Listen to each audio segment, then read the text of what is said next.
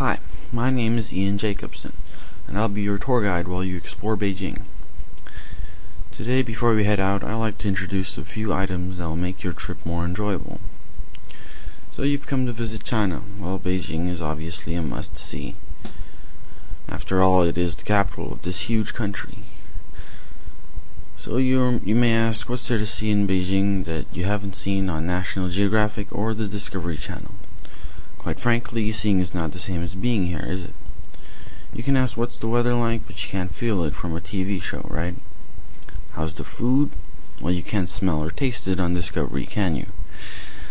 Most importantly, the one question you're probably asking yourself is, am I going to enjoy myself here? The definitive answer is, of course. Let me tell you why. Beijing is a huge city, with a population of more than 15 million people. And its surface area is about 17,000 square kilometers of land. Needless to say, there are plenty of places to visit. On the tour today, we'll check out the Palace Museum first. That group of structures is quite a masterpiece of architecture. While walking through its narrow corridors or across its large gardens, you'll be amazed at the size of the ancient structures and how awesome a place the emperor lived in. It's impossible to miss the display of ancient artifacts in some of the rooms, so be sure to check them out. The emperors really knew how to put on a show, and his furniture and porcelain are some of the best in the world. It's quite impossible to see all of it in one day, because the whole place covers around 720,000 square meters of central Beijing. Once we're finished with the Palace Museum, you might think our next stop is going to be the Great Wall. Well, actually not today. We'll leave that for our trip tomorrow. Although the Great Wall is a must-see, today I'd like to concentrate on other aspects of this marvelous city. The weather in Beijing, depending on the time of the year, can be pretty harsh. Either dry and cold in winter, or hot and steamy in summer. The best times to visit are either now, around April to June, which is the transition period from spring to summer, and when everything is full of life, or in the autumn, from September to November. During these times, temperatures range from 15 degrees Celsius at night to 30 degrees during the day.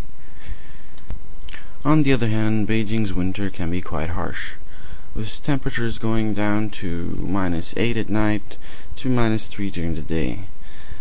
But if that doesn't bother you, then you should come during the Chinese New Year, February or March, which is certainly a spectacular event to witness.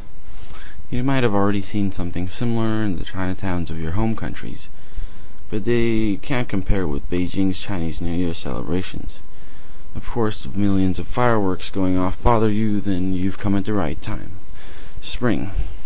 I'd like to shift emphasis a bit now and talk about what I consider to be the most attractive aspect of Beijing. Food. Food of every kind can be found all over the city. Restaurants range from grand palace-like structures, seating hundreds, to small holes in the wall that are basically just kitchens with tables and stools set up out on the street. Of course, when it comes to finding good but fairly cheap food, you'll have a much better chance if you know a local like me. And that's why today we'll do the Palace Museum in the morning, sort of like an appetizer, and then hit some of Beijing's more famous eateries and bars. Let's get started, shall we? First, something one shouldn't miss is our famous Beijing duck. Truly delicious and not very expensive if you go to the right restaurant. The most famous duck restaurant, Quanjude Beijing Duck, has branches all around Beijing. We'll have lunch at the home of this brand, quite near the Palace Museum. Another good restaurant, and an old Beijing famous brand as well, is Kaorouji, where they make the most amazing roast lamb. Kaorouji is located in the Lake District of Beijing, which is where we'll spend the afternoon browsing through old Beijing dwellings and viewing the wonderful lake scenery. We'll stop off at Kaorouji for supper. After our travels through just a fraction of what you'll see while you are here this week, those who are not too tired can follow me on a tour of the nightlife in Beijing. Bars, clubs, party spots, or simple lounges and places to chill out. As they say abound in this town, Beijing doesn't sleep. We will head to Sanlitun, which has been the watering hole for foreigners and Chinese for many years. The clubs in that area can be quite expensive, but don't worry, there are several places with much more acceptable prices.